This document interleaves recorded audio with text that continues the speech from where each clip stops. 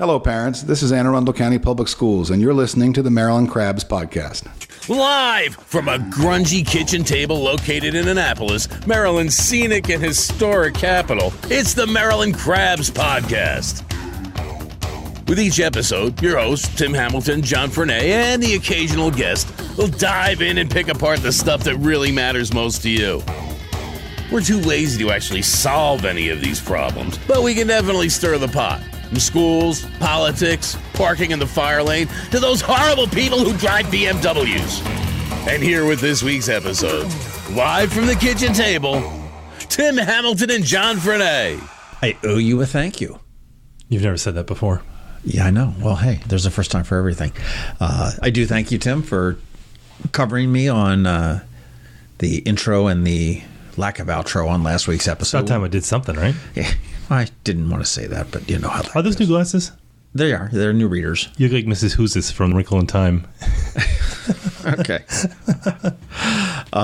Yeah, no, I had to go I'm down so to pleased with Florida. myself over that. No, I had to go down to Florida real quick, and we just didn't have time to get together and do the intro and the outro. And so I said, you do it. Can I tell you, too, I did the intro and outro. So we record everywhere, but generally if we do the intro and outro, we do it at John's house. So you will hear his phone go off, his house phone ring, his air conditioner's off, but you'll hear his stupid dog's collar. Although the dog's asleep right now. So you hear all those things. So this time I did it at my house because John said, you're on your own, start pulling your weight, you deadbeat. And I said, okay. So I'm trying to record this in my study, and I'm getting interrupted because my wife is trying to watch The Voice, and my kids are screwing with her, so she's yelling at them. So I go outside, and I ask them politely to be quiet, and I go back in to record it, and my wife is yelling at my kids to be quiet while I'm trying to record it. So I waited till they went to bed and did it then. Well, I tell you, I thought that You're texting. The episode was great. Yes, you are. I really liked Skip Bald. I liked That was learning about awesome. the library. And before I left for Florida, I sent you a text. I said, "This is the image that you need to use in the post," which you didn't. Oh, Your text to me said, "Dude, to be honest, I thought this library interview was going to be a snooze fest, but I pause it every 3 minutes to walk into my family room to tell my family about something else I found out about the library does. Kathy just told me to shut the f up.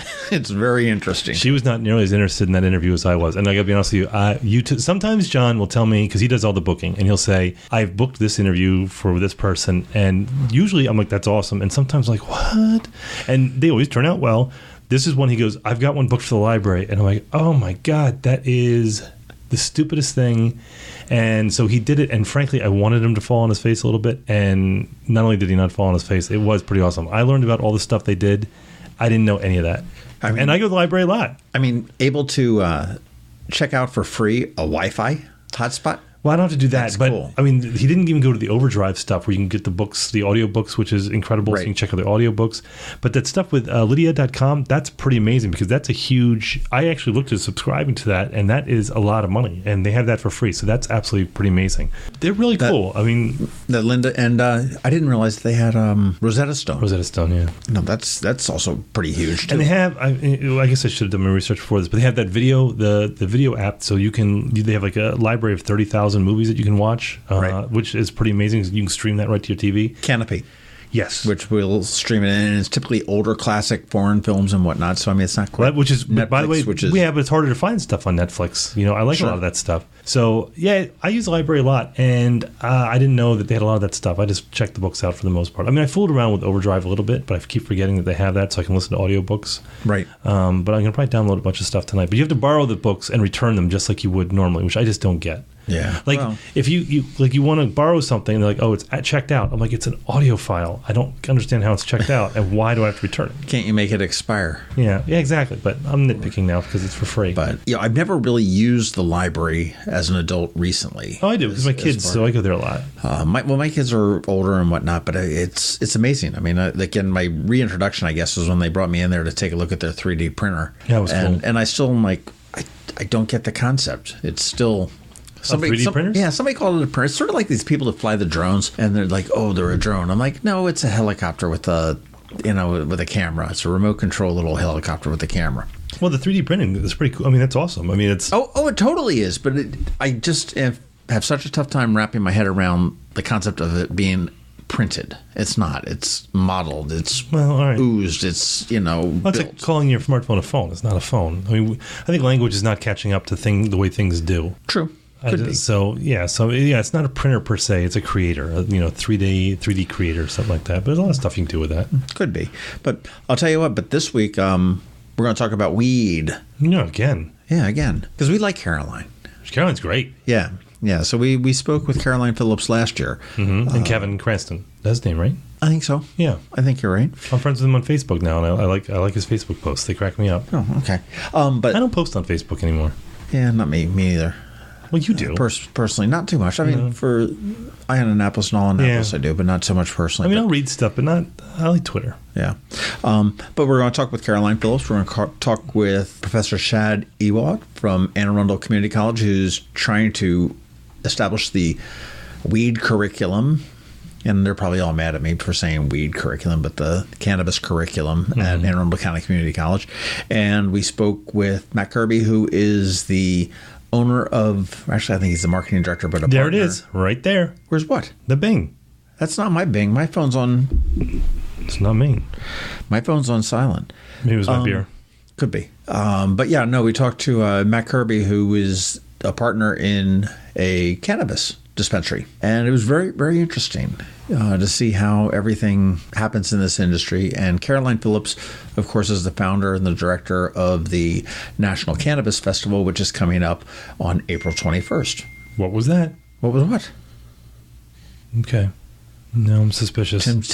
Tim's hearing voices.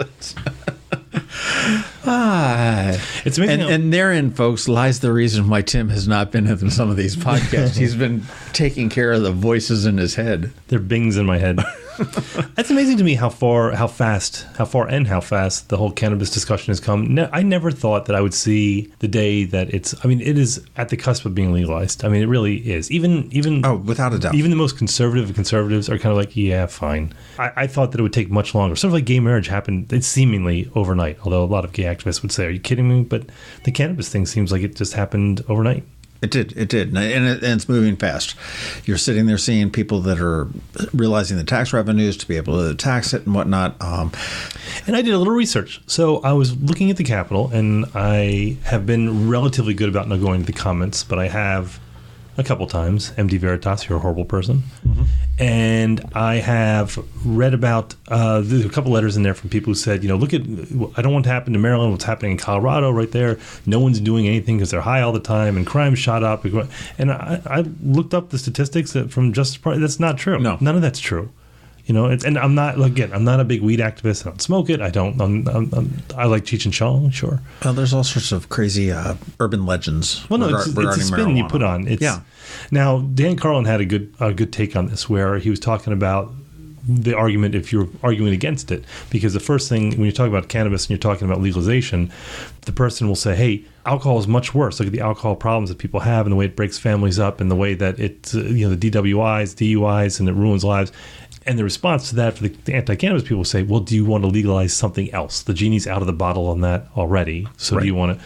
But I don't think that there's the problem that you've seen in states that have legalized it. Was that California and Colorado and Washington and everything else? That's as far as conservatives go, that's what they want, is states to be, laboratories, where you can experiment with these things. And so far, it looks like that is going fairly well. It really has. And I think that we're going to see it soon, very soon here in Maryland. I mean, you look at the way the industry has grown. Well, I'll tell you what. Let's get into it, because these guys. Yeah, that's right. You interviewed some people. Talk over this. all about this. They're tied into this thing. I love the conversation we had about like a pickup truck full of weed pulling up to a dispensary to make his daily delivery, like the milkman. Weed man.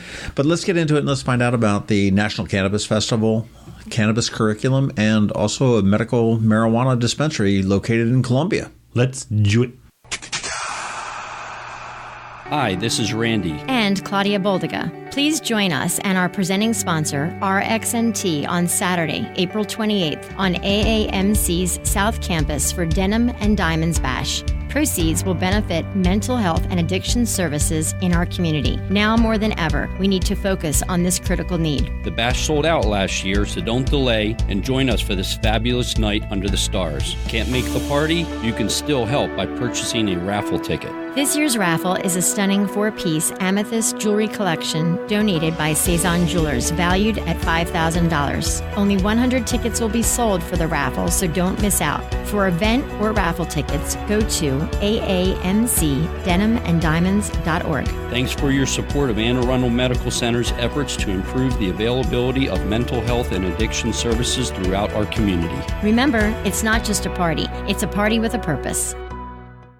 Very few things in life are so precious and so irreplaceable that we all must do our part to protect them. The Chesapeake Bay is one of those things. You can do your part by contributing to the Chesapeake Bay and Endangered Species Fund. It's that little line item you'll see at the very end of your Maryland tax return. Any amount you give makes a difference, and it's tax deductible. I'm Peter Francho, Maryland Comptroller. Our bay and rivers thank you. Learn more about the Chesapeake Bay Trust at cbtrust.org. We're here actually in the Bowie Baysox Stadium looking overlooking the green grass, which is kind of appropriate for what we're going to talk about. But we have with us returning again for the second year, we've got Caroline Phillips, who is the director and the founder and the inventor of the National Cannabis Festival, which is going to be happening on April 21st. Did I get that date right? Yes, I did. Yeah. That's right.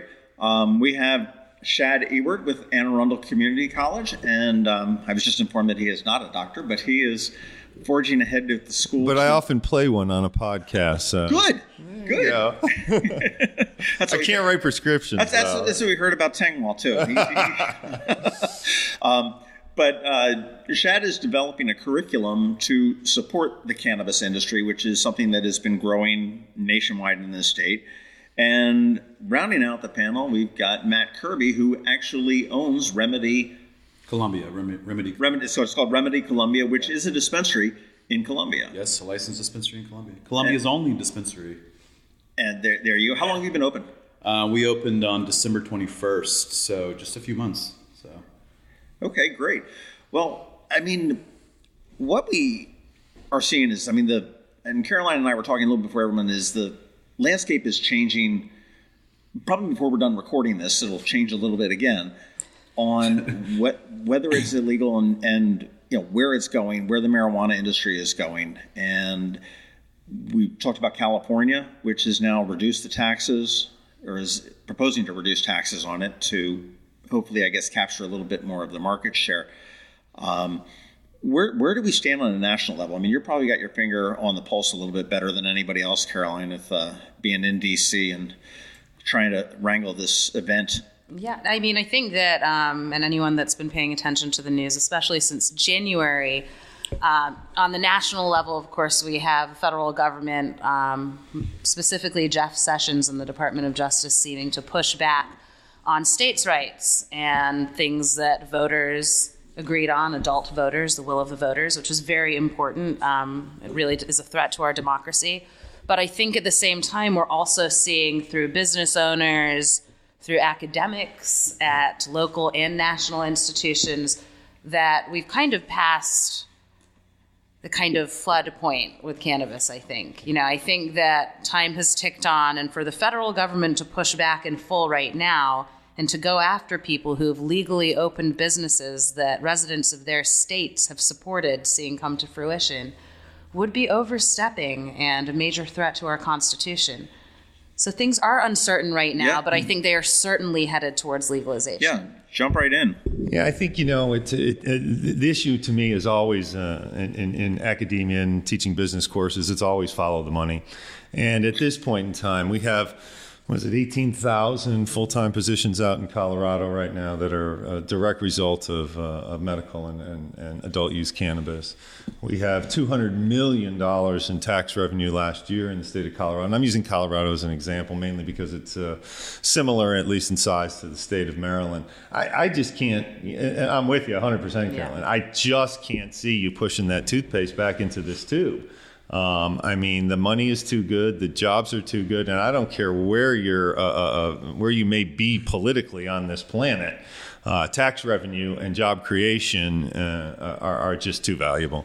Yeah, I think it's political suicide also at this point. 61% of the nation believes that it should be legalized, even if a majority of those are for a medical program.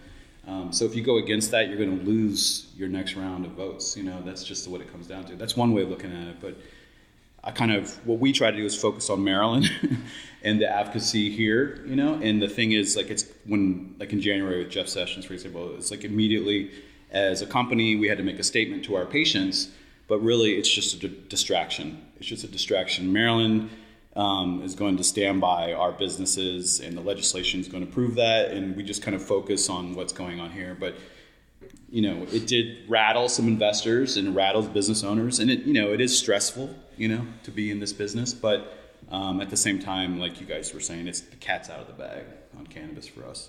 Well, Matt, how much of a hassle was it for you to open? A major or don't we have enough time? It's a major hassle.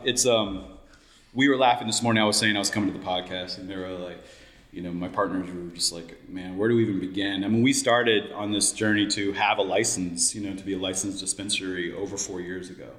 And we went through different rounds of investors. So we're a small group of owners. There's about 4 or 5 of us who all grew up in Howard County. So we all kind of went off and did different businesses, and then kind of came back together to do this. And, we kind of put together a plan to be cultivators, to be a vertical business. And we were going to grow, process, and dispense.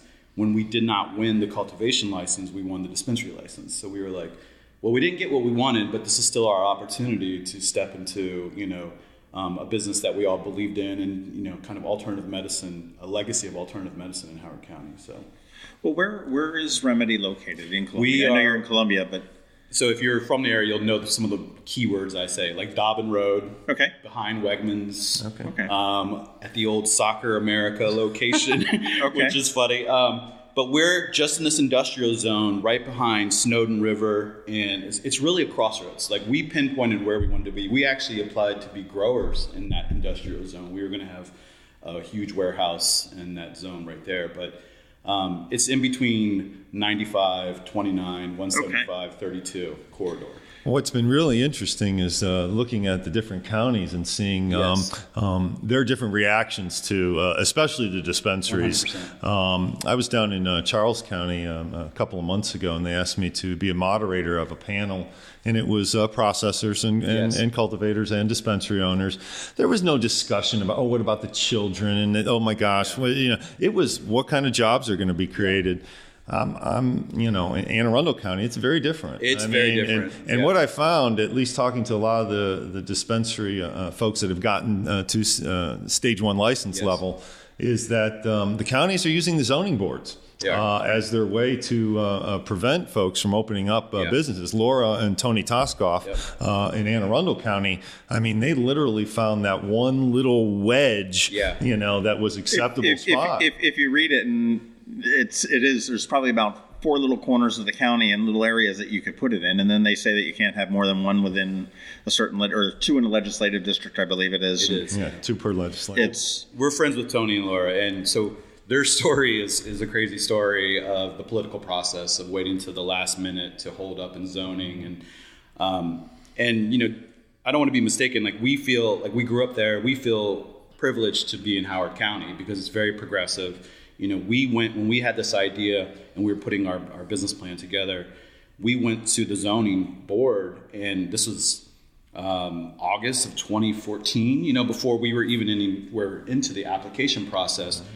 And we walked up and we were like, this is what we want to do. And she was like, you want to do what? And we were like, we want to open a medical cannabis dispensary. And she was like, all right, cool, and signed off on it. And so I believe we were the first to have zoning in the state, and that basically was what kickstarted all of our motivation and kind of all of our energy going towards what we're doing.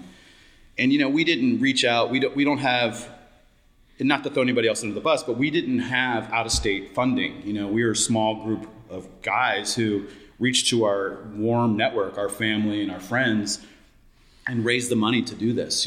So we were lucky with zoning, and now even Baltimore County, you could all around the state, there's different issues and different, people protesting, but it's been good for us. In Maryland, do you need, as a dispensary, to purchase your marijuana from a Maryland cultivator? Correct. Yes. 100%. Yeah. 100%. Okay. Yeah. That wasn't familiar. Islands of legality and a sea of illegality, and those islands, there's nothing getting transported in between those islands. I remember last year when Caroline and I were talking, she was saying the D.C. laws were crazy, and that she could give me up to, I forget what the amount was, Give you an 1 ounce ounce. of cannabis. 6 ounces of marijuana without a problem. And One. 1 ounce? I could get you 6, but I can give you okay. Right in front of a cop without a problem. Yep. But a if there was, DC police officer Yeah. without a problem. You could get, yeah, We have a lot of different kinds of police in DC. Yeah, that's true. But if there was any kind of an exchange of money or goods, that would be a transaction. So I mean, if it was a sweltering hot day and a cop had a bug up his ass, and I gave you a bottle of water because you looked hot, that And then I exchange that with you for right. Right. So that would still be a problem in DC. Which is absurd to know how you do and take that out into the banking industry. And again, you. Oh yeah. Well, it's like with DC and Maryland. You could talk about DC's more vague than probably anywhere in the country about what. It's not vague. It's just communal. You know? I think it's also strategically vague because of the pressure that we face from Congress. If we go further to try and define our marijuana regulations, then they threaten to pull our budget. We don't have all kinds of important public services. It's Andy Harris from Maryland that tends to get in the way of what we're doing in D.C. in terms of I'm a D.C. resident, so I'm intimately aware of the pop-up world and the gift economy that we've had. I've actually had the high-speed guys came into my class a couple of years ago, and these were the gentlemen that were selling juice. You could order $12 worth of juice, and they'd bring it to your house, or you could order $12 worth of juice and pay them $150, and they would bring the juice to your house plus 14 grams of cannabis. And I said, it certainly feels like a quid pro quo transaction here of cannabis for dollars. And I said, did you speak to any attorneys? And they said, yeah, we got 3 of them. The first 2 told us, no way, don't do it. This is clearly illegal. And the third one said, I'm not sure. So they hired the third one. Sure. And that's what we have in D.C. But yes, intentionally vague, I think. But I mean, to me, the great crime of the intentionally vague and the gift economy that we have in D.C. is the massive loss of tax revenue that we've had to suffer through this time. It's just, I think, the massive loss of tax revenue and, to be honest, misinformation. My concern is for people who come to visit DC, maybe even folks from Maryland who do a quick day trip into the city, not necessarily understanding the nuance that a lot of the entrepreneurs who are operating more in the gray area of DC law, not really understanding how they are interpreting the laws and how a nearby police officer might not agree. So I think that's the danger. Yeah. Well, I'll tell you, one of the interesting things that I was fascinated with when we talked last year, certainly about the Cannabis Festival, again, April 21st, but this is not a come on down, let's get stoned at RFK event because it's a smoke-free venue, right? It's true. In Washington, D.C., you cannot consume cannabis in public. And, this is a lot about education, too, of what you got. And it's fun and it's networking and whatnot, and you can meet people. Certainly, like Matt, I'm sure you'll probably be there. We'll be there. And to be able to, I'm sure there's the hemp clothing. We have lots of hemp clothing, lots of talks on hemp. Yeah, it is a bit different than I think a lot of folks are expecting in a cannabis festival. I think a lot of people are familiar with things like the High Times Cannabis Cup, these really cool events put on by High Times Magazine, and they've been put on in states that are more lenient, I guess, than DC as far as laws for public consumption. And those events are fantastic, and I hope that we see more of them happening. But I think that being in D.C. and the D.C., Maryland, and Virginia area, we have a unique opportunity to not just celebrate our new freedoms with cannabis, but also to remind people of the challenges that still lie ahead. So if we can use the festival as a platform to invite people to come and hang out, get to know each other, get to know all of these awesome regional businesses, and while you're here, we have something to tell you that you have to take to the polls with you in November. So if people who are really interested in cannabis legalization hear about maybe Andy Harris and learn that name, if we can get a handful of those people to avoid that name on the ballot in November, then we've accomplished that goal. But for all of the serious stuff, we have Cypress Hill headlining. We have a grow school so that folks who live in states where you can grow legally at home they're able to go and learn from people who are in the legal commercial business, other successful home growers. grow better. Yeah. And listen, this is so perfectly in line with what I'm trying to do in my class. Now, my great success story is Laura Toskoff. Yeah. Laura was in my very first class, so to have her open a dispensary, my basic shtick is I call it the green rush, the analogy being the gold rush, and the idea being that in the gold rush, the people that made the money were not the people that found the nuggets, it was the people that sold the picks and shovels. Right. So to me, the Cannabis Festival is really about the picks and shovels of this industry. I just passed out this is great for the visual part here of podcasting here, but I did just pass out a little sticker here, and it is a cannabis leaf, and it's with the Maryland state flag. That's there. awesome. Oh, this was a young man. This was a class project. He spent $448, 44.8 cents a piece for 1,000 of these, and in 9 days he sold each one of them for $5 a piece. He cleared $4,500 in a class project, and to me, this is the islands of legality, sea of illegality, is so restrictive. And you have, Matt, entered into the most regulated supply chain on this planet. They want to know who your customers are. They want to know the doctors that recommended those customers. They want to know every single one of your employees. And if they want to, they can tap into your video surveillance system and look at every single one of your cameras. Do you have a cop in your store? Do you have a guard? We do. Okay. Yeah. Is that regulated or is that voluntarily? It's regulated in terms of armed security versus unarmed security. It's suggested to have an armed security. Okay. So we do. And the reasoning is this government reasoning behind this. What is the reasoning for it? Is it because you're essentially a cash business, and is it they're looking to protect the business? That's a great question. You'd like to think that it was because we're a majority cash business, but I think that the way that they're doing it is because we're basically moving people from the black market into a place where it's regulated by the state, and they wanted to protect those patients.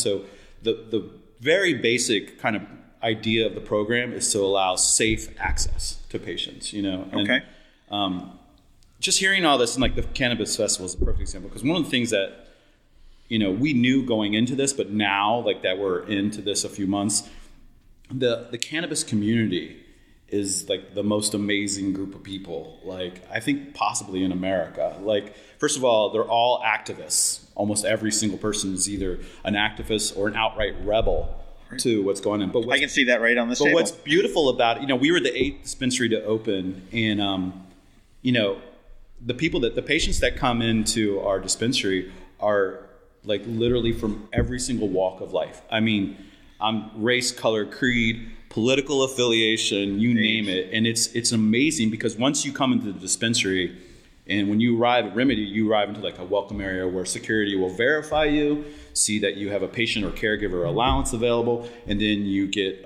escorted into, we have a concierge team escorted into the retail area, into the dispensary area. But once you're in that area, it's a full-on community vibe. It's like you could talk about anything in there, and it's really refreshing to hear. I mean, I have 92-year-old patient to caregivers with minors to, it's really a rainbow. All right, so to dispel a rumor that when dispensaries open up, it's not lines out the door with crackheads and dopers that are shooting more up likely in the park, to see somebody in a walker than you are going to be. I could just tell you, like, the first couple of weeks of being open, so we're open 7 days a week, 10 a.m. to 9 p.m. So we're in this, we're sure you're retail. We're serving a lot, we have over. They're more than retail. Yeah. They're a place where people go to get medicine. So it's like a pharmacy; they have to be open as much as possible. It truly is. It's information and it's education, and it's a connection for a lot of people, and including a lot of people who don't necessarily have a social connection. Who have been medicating themselves in the dark for a long time and who have been waiting. I mean, I have a large majority of baby boomers in Howard County who live down the road and are tired of taking fentanyl every day or of just hiding or trying to get one variety from some weed dealer, So all these things are opening up. And then we have someone who comes from the Eastern Shore every like 10 days or so, and she comes with a caregiver, and she literally in a wheelchair turns around and says this to us, like, you guys give me hope. And like that was like day 2. And then we're like trying not to cry, like as we go through serving all these patients, you know. So it's pretty amazing. For those who can't see Matt, he's a big guy with a beard and everything else. So the picture of him. We're a big team, but so when somebody comes, I mean, they've got a cannabis card that is issued by a doctor. Yes. And then you are a consultant, and I'm going to go back into my 80s when I was smoking. Yes. You know, Maui Wowie, California Sensimilla, you know, all the Cheech and Chong things and stuff like that. Yes.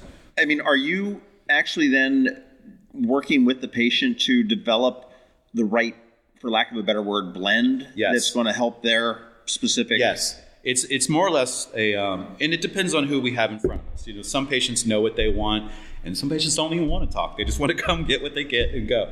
But we have new patients coming in every day, you know, on average 15, 20 new patients every single day. And some of those people maybe dabbled when they were younger. Maybe you've only tried like one strain of like cheap, you know, marijuana or whatever. Right. But one-on-one, what's happening is, so what we do, and we take a very community approach. There are dispensaries around the state who are much more clinical. You will make an appointment, you will sit down, and you will take what the doctor's certification kind of tells you, and you'll guide your way through that. There's actually even places that have algorithms to cross-reference and figure out what strain is or variety is good for you. For us, it's more of a journey. For we say, what are you looking to do? What kind of symptoms are you looking to relieve? Or how do you want to feel? And then we say, and then all of our staff are patients also. So everybody's a connoisseur, and we hired everyone.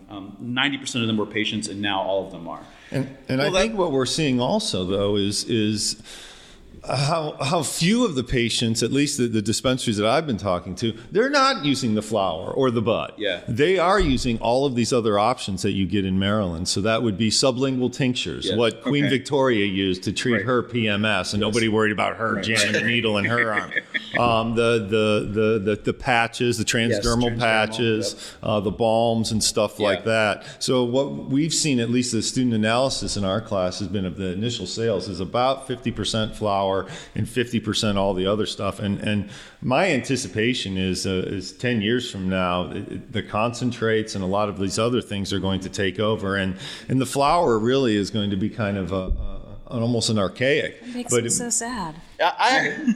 On some level. We always approached it with a what we call an 80-20 rule, of where, you know, 80% of the people are kind of exploring and figuring out, and they're not, you know, like wanting to maximize their 4 ounces a month that they are allowed in Maryland. But and 20% come in and they know what they want, and they want the extracts. They want, you know, to vape oils. They want things like wax and resin and shatter and all these things to dab with, you know, which is straight to the THC, pure THC. Yeah. But I'll tell you, I actually, our background, we love flower. We love the cannabis. We love the plant. I love the plant. Like we love the grass. You know, the all of those things. And so there's not a day that, and we get deliveries pretty much every day. And there's not a day where I don't open that bag and I'm like, oh, so good. And I just want to grab somebody and be like, come smell this or come see this. So you'd be surprised. The flower, consumer is strong. It's actually more so. Well, listen, I think the greatest innovations going on right now in American agriculture is now going on in the cannabis industry. Yeah, it is truly shocking to see, and I know a number of growers in the D.C. area that have been growing illegally at first and now legally. And it is truly amazing to see the genetic work that is going on there. And one of the sad things is probably some of the folks that have the greatest knowledge in this industry are never going to get a sniff of it because of some of those regulations. Right. And not just because of the regulations, but because of the problem that we have in this industry with equity and allowing enough opportunity for everyone. Oh, listen, there's one of my first papers I'll be writing is about the racism issues in this industry here. And I think of Steve Kerr. I think of Steve Kerr, the coach of the Golden State Warriors. And about a year and a half ago, I think it was said that he had started using medical cannabis for an ongoing back problem that he's had ever since he was at the University of Arizona. And everybody applauded him. Oh, they said, oh my gosh, look at how great this is. He understands the alternative medicines. He understands the risks that we face from opioids and stuff like that. Well, Steve Kerr's a rich white guy, and he's in management position.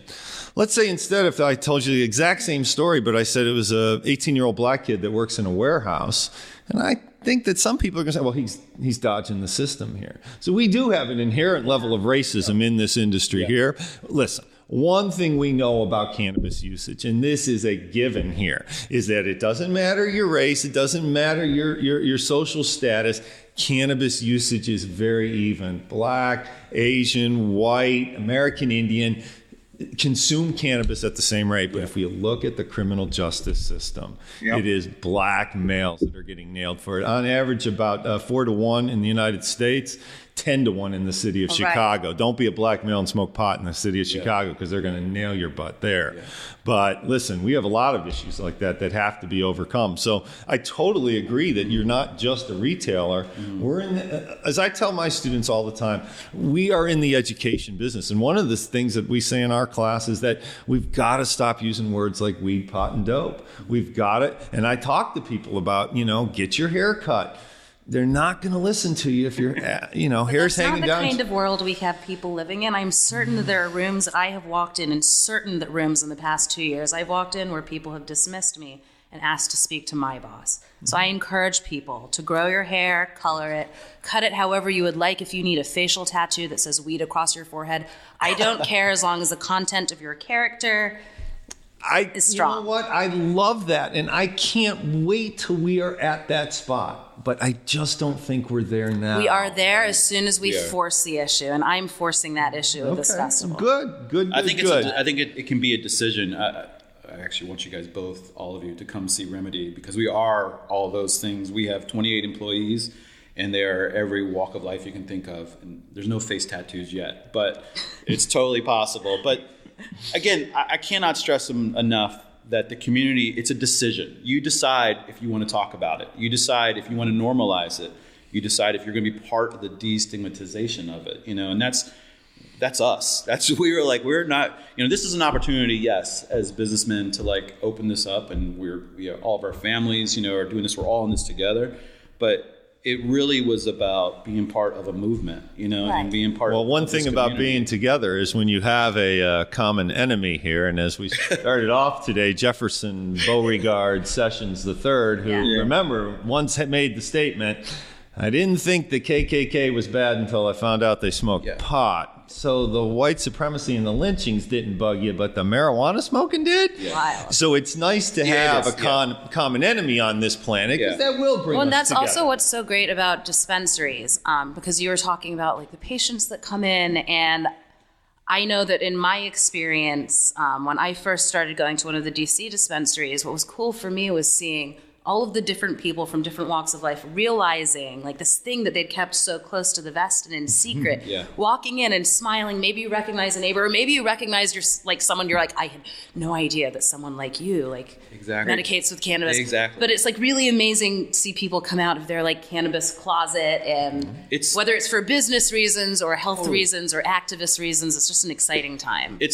It's also a unifier at a time when we need some unity. I mean, that's really, and that can be cheesy, but it's so true. I mean, at a time when everyone has different ideologies and stuff, this is one thing that obviously not everybody, but the majority of the people believe in, and it's a common cause, And, and everybody has an ill relative or a sickness in the family or something that honestly this amazing plant can address and help, or at least ease some pain. That's really what it comes down to. When you're right, it impacts so many cross sections that people in this country care about. Maybe if you have a family member who's a veteran, if you have a family member that's been touched by cancer, if you have a family member who was put in jail for this plant, it touches so many of the Main Street Americans that GOP and Democrats all kind of try and reach for every election season. And this is America. It's veterans, it's patients, it's parents. It's aspiring business owners, academics, it's people who produce the plant. It's people who produce experiences around it. Right. So. And the more positive stories we have, the easier it gets. Yes. And for us in our class, the Charlotte's Web story, the little girl that had the 300 seizures a day, and the fact that they've been able to knock that down to 1 a week. We need more positive stories like that. A great military story would be wonderful. A PTSD story, all of those are. And I think you're starting to see these things literally firsthand.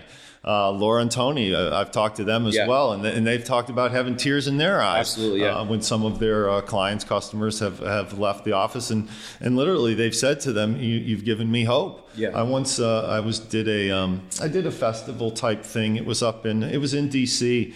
And I remember a gentleman, it was on a Saturday, I sat at a table, passed out my syllabus and stuff, and I was walking out across 14th Street. He was up at the dance place, and a gentleman who had recognized the class had gotten some media coverage. "Oh, Professor Ewart, can I talk to you?" And he very quickly, I'd been in there for 6 hours. I was like, "Come on, what am I doing here?" And he explained to me that he was from Frederick. He had tried to leave his house, but he had PTSD. And he sat in his driveway for 3 hours because he was so nervous of coming down. And then when he finally got down, he could literally see me through the window. But there was such a crowd of people in there that he sat in his car for 4 hours because he was afraid to enter the room. And so I understood at that point what his concerns were. And I literally laid out the entire supply chain and the process, what's going to be in Maryland of getting your card and all that kind of stuff. And he said, "You know what? I've got hope now. I can make it. It was a few months before the dispensaries were opening there. And I walked away and I thought to myself, you know what? You're not in the sticker business. You're not in the dispensary license business.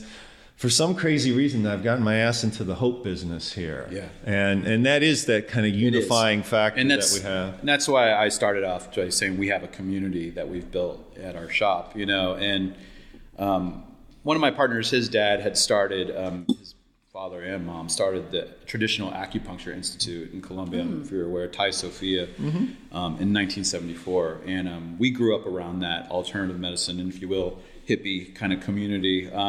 But they were pioneers in acupuncture. At the time, there was only 2 states that was legal in America. I think it was Nevada and Maryland, randomly enough. And so they started that. And so we grew up around this, and then we all kind of did our different things in lives and business and careers. But all along, they were kind of our leaders. And Bob Duggan, who started this, he always said that wellness is a conversation, and he would go to traditional medical institutions and teach that, wellness is like, most doctors aren't listening to their patients, So at least let's start there. Pancreatic cancer. Take the time and listen, And so we kind of wrote that out quickly as our primary value, this is what we're going to be as a brand, as a company. We're going to build kind of like a feedback system where patients can tell us what works for them or what they don't like, and we'll kind of adjust and see. And, if we got into the daily operations of running a dispensary, first of all, you don't sleep much, and what it is, and we pride ourselves on patient, service, customer service. Yeah. Every single morning, I have 7 different inboxes of messages. We have pre-orders. We have questions. We do have an appointment system if somebody wanted to set up and have a little bit longer of a conversation. So we're just constantly daily oh, did you hear? We have a caregiver whose husband is a veteran and has PTSD, and we have an ongoing conversation with them. Oh, I bought that elixir. It didn't really work at all. He didn't like it. So again, it comes back to what your question was, is we are working with people one-on-one to find kind of what fits. And people who are afraid of being stoned, of the psychoactive, because we have more varieties, there's high CBD strains and there's less THC. So you can kind of, be more of more for almost your daily regimen versus being stoned on a Friday night. Get you a Miller Lite before you get to the full-fledged Miller. And now that we have access to this stuff, and I'm a patient, and I almost have nutritional, I could take 3 to 5 milligrams of THC every morning in a tablet, and it actually lowers anxiety, and it lowers, and a lot of these patients, whatever their ailments are, the number one thing that I think is pretty much between everybody is anxiety. Yeah. You know, everyone has anxiety. And speaking of politics, that's why I ignore Jeff Sessions, because the whole administration's a distraction. So I'm like, just let's get through this and move on. You know, it's hard, but 3 more years. It's gonna be a little while, so or not. Hey, Matt, how are you compensated? I mean, I'm assuming insurance does not pay for this. No. So this is just somebody that is paying out of pocket. What do you mean, from the patient or from our business standpoint? For the patient. I mean, if I'm coming in, I mean, this is out of my wallet. I don't have an insurance They are paying company. out of the pocket, and that's a big point of, especially when you compare it to Washington, D.C., but they are all paying out of pocket. There is supposed to be a subsidy program that the state had penciled in. It hasn't been ironed out. Some dispensaries are starting to recognize the cost, and therefore we've all kind of gone back to the growers, the suppliers, and say, look, so like a half gram of high THC oil could cost $90 at the retail, you know, when we're buying it for $45, and we're like, we can't maintain this, you know, and like we need to lower these prices. A lot of the patients are middle to low income, you know, it's really hard to pay for all of it. And which goes right back to that it's, you know, all economics. It is. You know, platforms, black, it is. white, And whatever. in Maryland, so I know this, a lot of people don't know this about the DC program, but we have the low income subsidy, but it comes out of the pockets of the dispensary owners. There is no magical fund where DC is collecting money to help low income patients. Yeah. This is just like another hit for the dispensary owners who are already being strung up with our ridiculous tax code around cannabis. So is Maryland going to hopefully help with those costs, or are you guys going to have to shoulder that too? Maryland had originally said that they would. We're most likely going to shoulder the most of it. Everybody support your Maryland dispensaries. It's like really hard for them to even get open, and then the hoops they have to jump through, and then for them to be able to also afford to help the lowest income members of your community who really need this medicine. Please support your Maryland dispensaries. Thank you. Yeah, I mean, we do everything we can. I mean, again, like the front of the dispensary, the front of the building is working with patients, but the back of it, every single morning we sit down, 2 or 3 of us, and we do what's called building the board. We figure out what's on the menu, what strains do we have, what's in the vault, what will we need to buy more of, and we're probably one of the highest volume dispensaries in the state, so we have to order pounds and pounds of cannabis every week. So we're always trying to say, hey, look, if we buy 5 more pounds, can we get a better price? Therefore, it goes to the patient. So you can have like maybe 1 or a couple of strains. Yeah. Well, there's actually, one of our favorite growers, I won't isolate them, but they sometimes set up, like they'll set aside like a certain amount that we could get at a better price, so we can give like veterans an extra discount. Like veterans already get a 15% discount, but then sometimes if we have an abundance of supply, we could say for a limited time you could also get this for $30. Yeah, I bet being the community that it is, if people at checkout at the register that weren't necessarily low-income patients knew that they could add like $5 onto their tab to help a low-income patient, I bet they would do that. Yeah, and that's something we talked about doing as well. But isn't this messed up that this industry is having to function in this way, which is wonderful for community. It is. But it does point out that there are some flaws. Now, part of it is just that the supply chain is not fully functional yet. What do you have? 30 dispensaries open now. Yeah. We've got the 14 growers. We have the 12 processors, and some of those processors are also growers as well. Yeah. So the full supply chain has not been operationalized, and I do feel that the commission has let you guys down a little bit on some level. I think the commission should have been, for at least the last 2 or 3 years, been very seriously getting out in front of this and recruiting doctors. Yeah. We have 16,000 eligible doctors in the state of Maryland that can be providing a cannabis recommendation, and we've only got about 1,000 of them signed up. And there should have been some more work being done in educating patients. Now, for my students, this is to me, any deficiency becomes an entrepreneurial opportunity. Yes. So you've got issues in banking, you've got issues in transportation; those become entrepreneurial opportunities for us. I have a number of students that are working on caregiver association type certifications for folks. I love the idea of a caregiver in the state of Maryland, but what's the regulations say? Oh, you got to be 21 years old and have a clean record. You don't have to know anything about cannabis. Which is fine for the 20% that know exactly what they want and they're just sending somebody over to the dispensary. But for the rest, I think there should be some more upfront work. And I'm slightly disappointed in that the state didn't take a more proactive role in trying to, because listen, I think the growers are Henry Ford. They're really smart. They can do anything with this plant. Their yields are just unbelievable now. The lighting, everything. They're Henry Ford. They know what they're doing. What does you talked about the growing and the growers? What differentiates? Okay, if everything needs to be grown here in Maryland, okay, I get stuff that is grown in Hawaii might be different than the stuff that's grown in. If we're in Maryland, what is differentiating the different strains, if you will, of cannabis? Old Bay. Sprinkle it in the soil. Okay, all right, that's fine. That was my next question. What kind of chemical? Well, depending on this, so everything's, well, not everything. I guess out of 14 growers, I think we have online right now. All but 2 of them are growing indoors. Completely, actually, Forward grow is... So what I'm trying to get to, so there's different ways to grow this plant, but it's all controlled in Maryland. So for example, if I'm a cannabis grower in Oregon, and I'm looking at Maryland, I'm not worried about the humidity in Maryland. Well, you are to a certain extent, but you're indoors. You're inside a warehouse. Okay, so you're creating your own environment. It's very expensive, but you're creating your own environment. You're supplying the light, So there is a couple growers. There's one in particular on the Eastern Shore who has greenhouses. They grow True Living, so they're more out of soil. So there's a couple there. Those things make a difference. The light source, the soil base, the nutrient program, those are things. So if you have a Maui Wowie that... Does it still exist? It does. Okay. And it's probably like a 35-year legacy.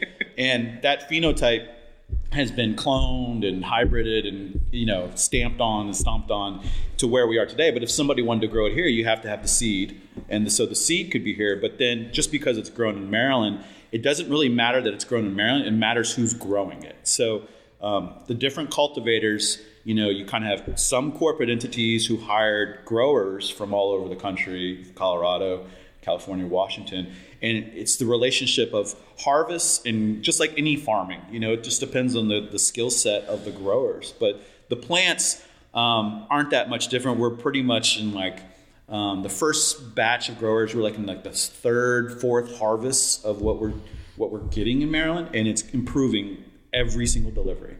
It truly is, and we do. And I'm not going to lie, it's rigorous as hell to work with the growers and then work at the front with the patients, because patients are complaining about prices, rightfully so in a lot of cases. Right. And growers are like, well, I have this $10 million facility. I got to, So we're kind of right in the middle of dealing with both of them. But we believe our company, Remedy, is really hard set on curating the best cannabis. We have to see it, smell it, and I'll stop there, before we could actually bring it over, because we don't want to bring things to the front of the building that we don't think it's crap. It's not good cannabis. It's not good medicine.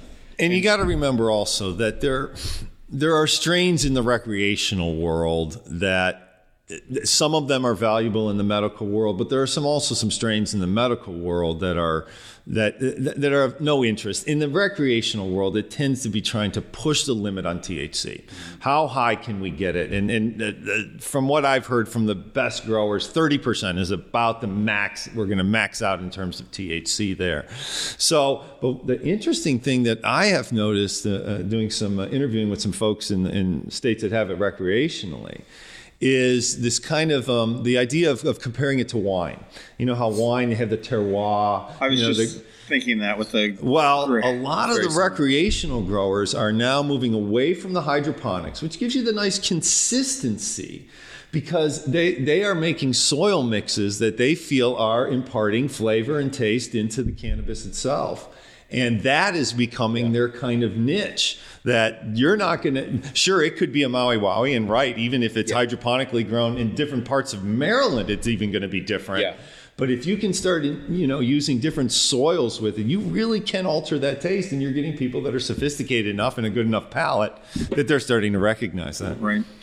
Well, I'll tell you, as we start to wrap up, I've learned as always, I've learned an incredible amount, and Professor Ewart is putting out together and you said this is just going into a committee now, right, for your curriculum? Well, what we're going to do is we're going to conduct a focus group, and everybody here at the table is invited to be there that day. It's next Tuesday on the 27th. So what I'm going to do is I'm going to bring in the folks that are in this industry, whether they're the cultivators, the processors, the dispensaries, or the people that are in these side businesses, the picks and shovels, as I like to refer to them. And I'm going to ask them, what are the knowledge, skills, and abilities you want in a entry-level worker? And then I will match up those knowledge, skills, and abilities with the learning objectives from our courses. And I think a lot of the courses we probably have on the books. You might be interested, and I don't want to presuppose anything what folks are interested in, but they may be interested in botany courses. They may be interested in chemistry courses, especially those that want to pursue a career in the processing field. I would think even at the dispensary level, one of the regulations is being able to recognize people that are having issues with addiction and stuff like that. We have courses in addiction. Sure. The psychology courses. So what we want to do is get those folks in a room. You tell me what those knowledge, skills, and abilities are of those people that want to start, that are entry-level workers, and I'll find those classes and we'll make it work. I know Anne Arundel Community College has had a real good record because they did do the casino programs when the casinos came online in Maryland. Dealer 1, that's referred to. I'm referred to as Dealer that. School 2. So they've been pretty much on the foreground of that. And I know your cohort, Dr. Tangwall's doing a no bullshit course, which is kind of funny. But starts a lot of today. Education that's going on here, and which leads me into the Cannabis Festival again in Caroline. Yes. More about the Cannabis Festival. Well, it's April 21st at RFK Stadium. That means it'll be here before you know it, right? It is so close that I have small panic attacks thinking about it being almost less than a month away. 2 a.m. But one thing that we have added this year that I hope is interesting to everybody listening and everyone at the table, we realized that we needed to put together more programming that talked about the law and talked about the work our activists are doing. So this year we are introducing the National Cannabis Policy Summit. It's taking place on Friday, April 20th at the museum. It's from 10 until 4 p.m. and it is free and open to the public because we think anybody interested in learning about cannabis policy should be able to attend without worrying about a ticket price. The following day is the festival. Remedy Columbia will be there, which is really exciting. So we get a ton of people from Maryland, probably thanks to this podcast too, that come and visit. So you'll get to actually meet the Remedy Columbia team. The festival has a big education pavilion that's sponsored by Weed Maps where you can attend classes all day. We'll have a grow school where you can learn about home growing and commercial growing. There's a wellness pavilion where you can get your yoga on if that's what you choose to do. Okay. The exhibitor fair where Remedy Columbia and some of our DC dispensaries will be. And of course, we have an all-day concert, which is headlined by Cypress Hill. Nice. So there's no better time of the year to see. Have you written that check yet? Have you written that check yet? I feel like I've written it 10 times over. And I'll probably write it 10 more times, but yeah. Now, do you have a legislative aspect to it this year? We do. We've already confirmed, actually, Delegate David Moon, who is one of your Maryland delegates, will be speaking at the festival. Awesome. And Eleanor Holmes Norton will also be speaking. We have several other members of Congress who have expressed interest. They're just waiting to confirm.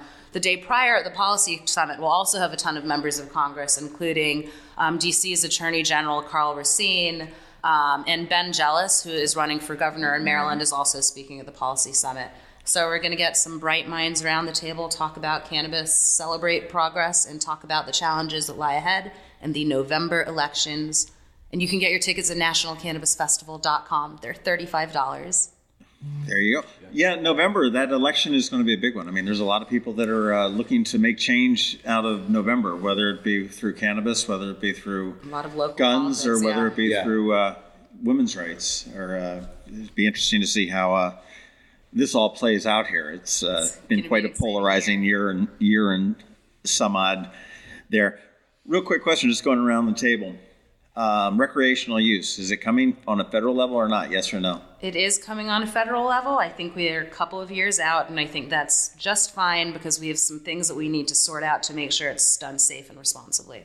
Professor Ewart? I am right there. I believe it is coming. The toothpaste, you cannot put it back in the tube. And I believe at some point somebody may walk into the current president's office with a piece of paper on there and say, if you tax and regulate this stuff in the same way that you tax and regulate alcohol or cigarettes, it's going to generate this much tax revenue, and that number is going to be so big that he's going to have to tell Mr. Sessions, you know what, you go beat up somebody else. Leave the cannabis people alone here. Yeah, so absolutely, 100%, it's coming. I agree, 100% it's coming. I think we have a lot of work to do.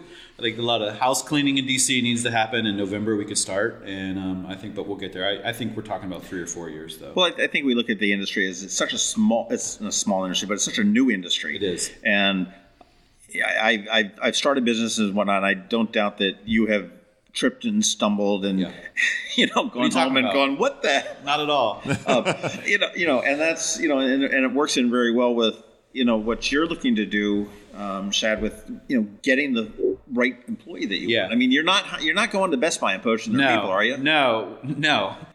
Good. We didn't need to. We had plenty of applicants, and again, it all started with us kind of sitting down with those. We interviewed 200 people out of I think 750 applicants, and the conversations with just them who were to-be patients, we knew we were on the right path, and we have the right group of people, and to be at the festival is exciting because we're going to have all of them there, to enjoy and meet. But I think it's important, especially in this podcast, people should understand that business aside and kind of politics aside, that it's so exciting. For me and for Remedy, and I think for all of us here, this is so new in Maryland. Literally, probably during this hour that I sat here, there's probably something that I could probably go on about.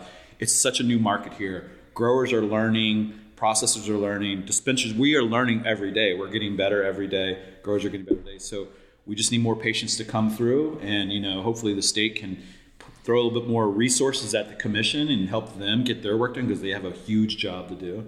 And 6 months from now, it'll probably look completely different from what it looks like right now. So, well, there you go. Go to Anne Arundel Community College to learn. Thank you. That way you can have Matt. Matt will have learned people, and then if you want to go to the Cannabis Festival on 4/21 at RFK, or to the museum the day before on 4/20 for free. Absolutely, and you can get more information at nationalcannabisfestival.com. Did I get that? Correct, yes. Okay, I didn't screw that up, which I had a good chance. But we're about an hour, and I want to thank you guys for coming all the way out here to the Bowie Baysox. And again, we got Matt Kirby from Remedy, Columbia. Yep. And that's your only dispensary, right? Currently. At this point? Remedy, Columbia.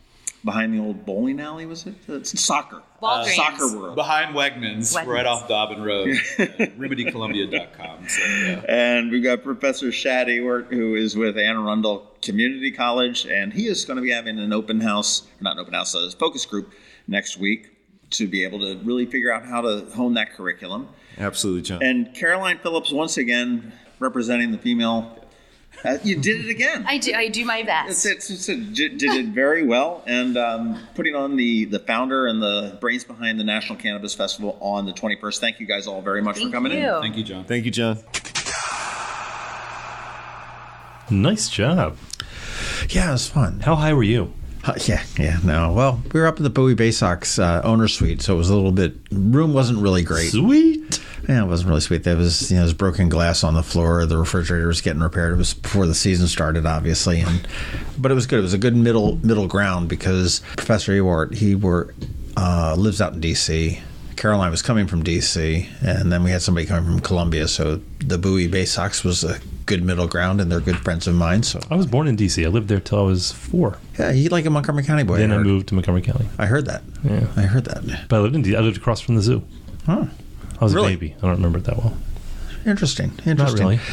But yeah, no, I think the marijuana is just barreling right down here. I think we're going to see it legalized in short time. It should be. Like you said, you should. And I think it's funny that County Executive Steve Shue is still on that little kick that he's got with marijuana. I mean, he didn't want any dispensaries or anything like that in the county, and now all of a sudden he's turned around and said we're not going to issue any exceptions for any kind of zoning for medical marijuana. I think the schism that you're seeing in the Republican Party, I think most Republicans, who, by the way, are fairly libertarian, just saying, as long as what you're doing is not hurting other people. And people would say, well, what about people who are high, who are driving? And okay, that's fine. We already have laws in place for that. But I think that there's only a small segment of, and they're not even super conservative. I think there's a certain group of conservatives who, like Jeff Sessions. Right. I don't understand why you would make hay with marijuana when that's not even a wedge issue anymore. It's time. It's an outdated set of laws. It's stupid. There's quite a few outdated, outmoded set of laws that we need to be changed. So studies say it helps people. Now, the studies also say, I've said this. I don't know if I mentioned this last time. I always said that I would rather that my kids smoke weed than drink.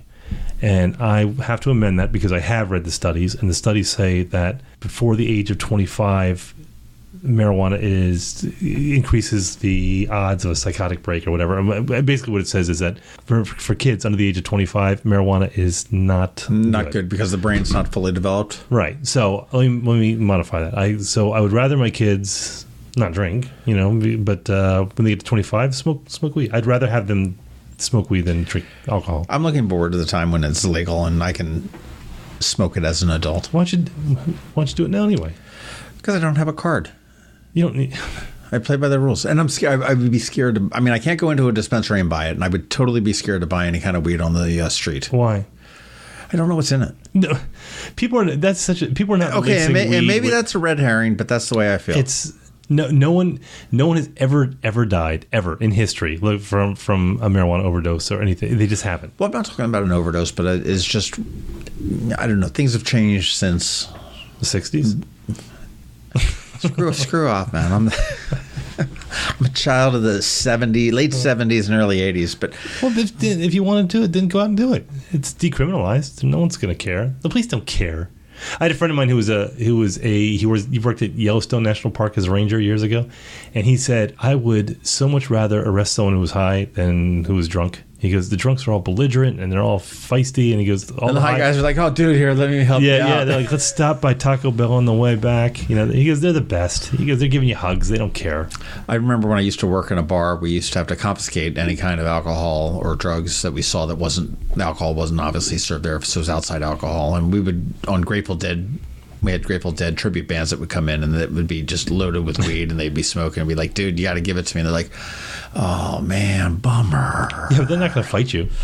It's like, really? Yeah. Now that synthetic weed, or I guess it's not weed, synthetic marijuana, because I don't, what is that, spice? I don't know anything. I think so, yeah. I don't know anything about that, but I mean, 2 people just died from that yesterday. I saw that on AP, so I don't even know if that's... I don't know. I just worry. I mean, you look at heroin now has fentanyl in it, and it has carfentanil in it, and I think that you could put something in there, and I think that if you could, but no one does. Okay, but if it could be regulated, I would feel better about it. It's fine, old man. But actually, I've got some good news. I haven't heard back from Caroline, but I think that we're going to have some freebie tickets to give away to the National Cannabis Festival on the 21st at RFK.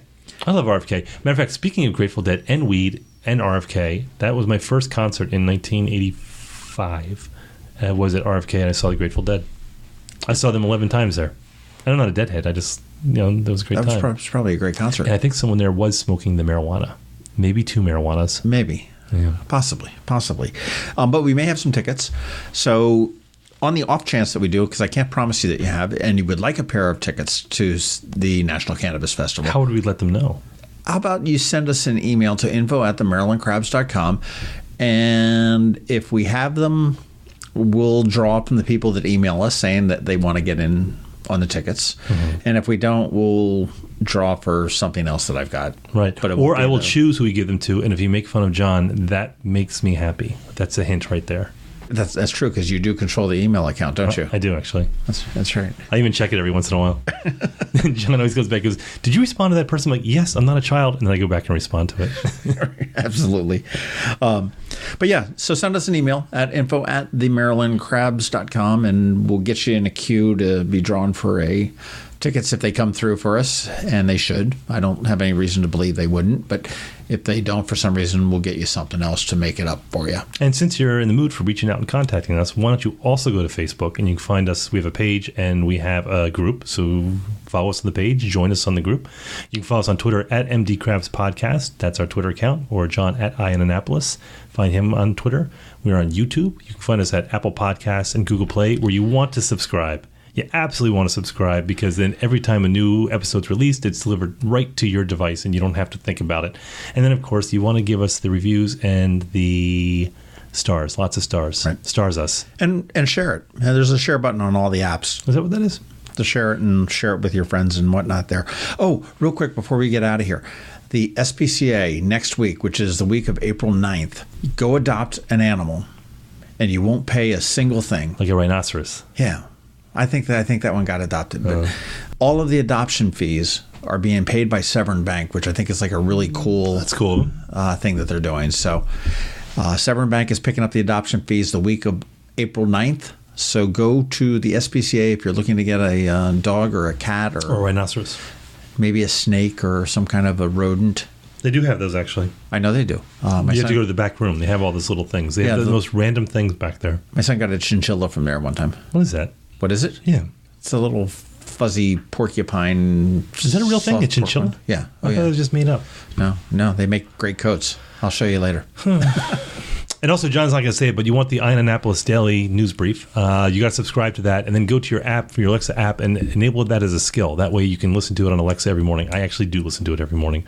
And I listen to see if he makes any mistakes, and then I text him about it because that's how I live. But you have to subscribe to that. It's great. And the reason you send me the mistakes is just because Scott McMullen's not doing it. He does it for this podcast. Yes. So if there's no one keeping you in check, you're just going to go off willy-nilly and half-baked and half-cocked. Yeah, Scott had a new episode out recently. It was with Mary Ostrowski, who's the new owner of Williams Creek Nursery School. I'm glad to see Scott's getting back. I don't know that he's getting back into it. I know he's on the campaign trail. Oh, he is. I went out I did a crab cake with him the other day that's going to be out soon, and then we went out for a couple beers afterwards, a couple Guinness. Huh, you got him drunk? No, we were fine. It was just a couple. And then I went back to the safety of my home. Huh, where'd you go? Stan and Joe's. Okay. It was right next to his office. And then it was on a Friday night, and then I picked up some lemongrass and went home. Not bad. Yep. All right. Well, I'm going to go pick up some caliente and go eat right now. I'm having a grilled chicken salad because everything else goes right to my hips. This has been the Maryland Crabs Podcast with Tim Hamilton and John Fernay. Sure to follow them at all the regular places, Facebook, Twitter, YouTube, and online at themarylandcrabs.com. Take a moment to rate us on iTunes. Now, get the hell out of my kitchen. Seriously, go! You're still here? It's over. Go home.